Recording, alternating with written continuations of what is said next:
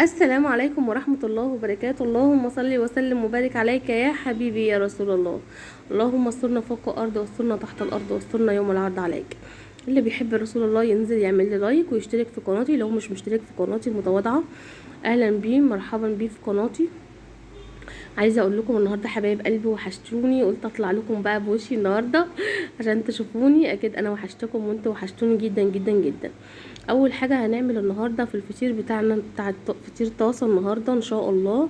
اول مره اجربه، قلت اجربه معاكم، شفته على اليوتيوب فقلت اجربه. جبت ميه دافيه كده، حطيت نص كيس خميره فوريه زي ما انتوا شايفين كده يا حبايب قلبي، وقلبتهم حلوه قوي.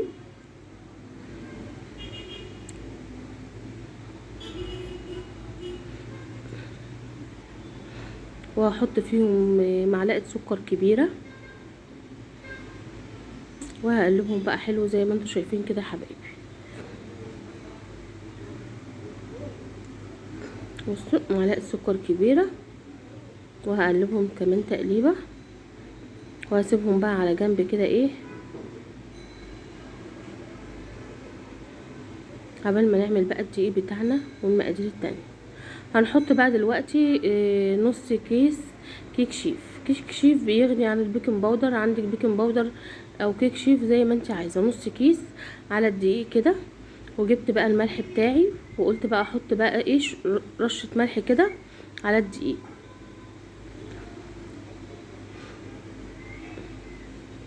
انا جايبه يا جماعه 600 جرام من الدقيق. وهنحط بقى الميه كده ونعجن مع بعض بقى كده واحده واحده. خليكم معايا، اوعوا تروحوا في اي حته، بجد بحبكم جدا جدا جدا. هنعجن بقى مع بعض زي ما انتوا شايفين كده يا حبايبي.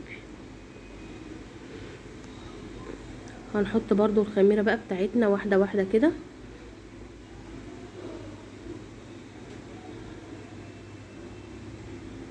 الله الله عليك يا تفاح. عايزه اقول لكم حبايب قلبي، الايام اللي فاتت دي كانت ايام صعبه عليا والله العظيم. عمر كان تعبان جدا جدا، بس الحمد لله ما كانش بينيمنا والله العظيم يا جماعه. عايزه اقول لكم ان الواحد كان زعلان عشانه قوي، وما كنتش بنام كنت بعد الفجر حتى وهو نايم، والله كنت بفضل صاحيه، كنت ببقى زعلانه عشانه قوي. انتوا عارفين ان عمر دوت كل حياتي، ربنا يخليه ليا يا رب، ويبارك لي في عمره ويعوضني فيه كده عوض الصابرين ان شاء الله. فادعوا له بجد ربنا يشفيه، يعني الحمد لله يعني بدأ يتعافى. اخر حاجه في العلاج النهارده وبكره باذن الله. كده عجلنا بقى العجينه بتاعتنا زي الفل زي ما انتوا شايفين كده يا حبايبي. هنسيبها بقى كده في الحله بتاعتنا ونغطيها بكيس.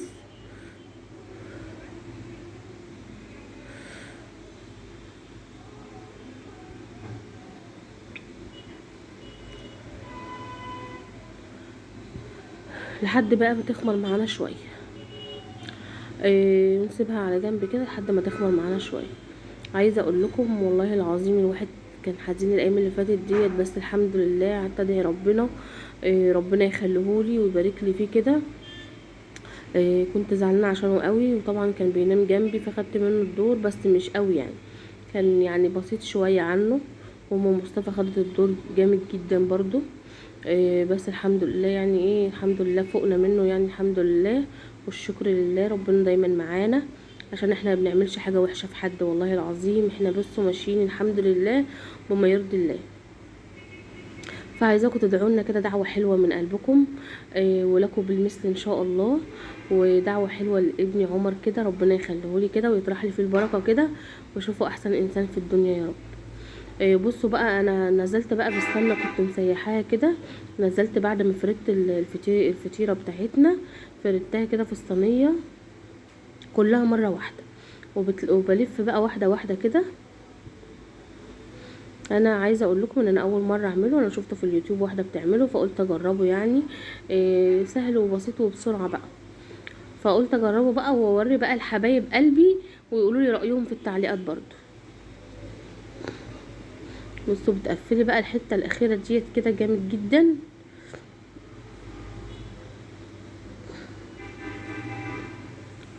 نجيب بقى السكينه بتاعتنا ونقطعها بقى ايه تقطيع كده حلو كده على قد الفطيره اللي انت عايزاها.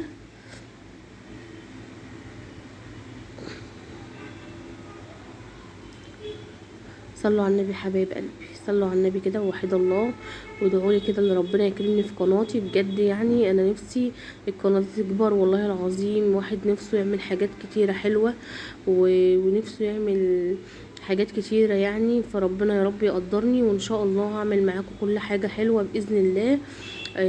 كل حاجه تعجبكم ان شاء الله.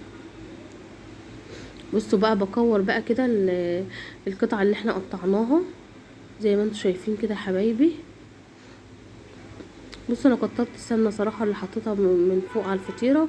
ابقوا قللوها شويه لو انتوا عملتم يعني.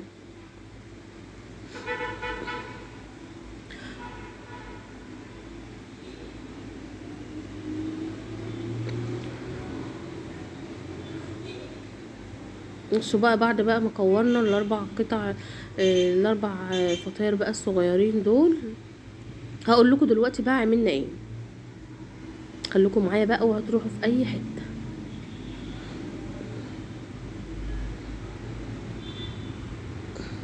كان في حته صغيره قوي فاضله، فقلت اعملها بقى مع التانية دي بالمره،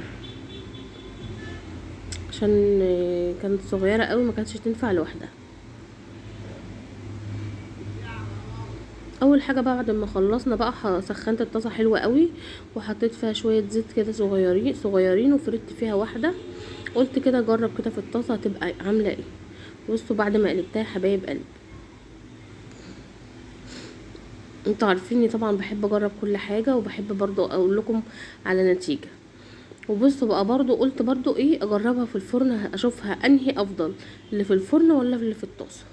جبت صينيه صغيره كده وفردتها برضو زي الفطيره بتاعتنا العاديه، بس اللي في الفرن صراحه يعني جبت كده احسن من اللي في الطاسه.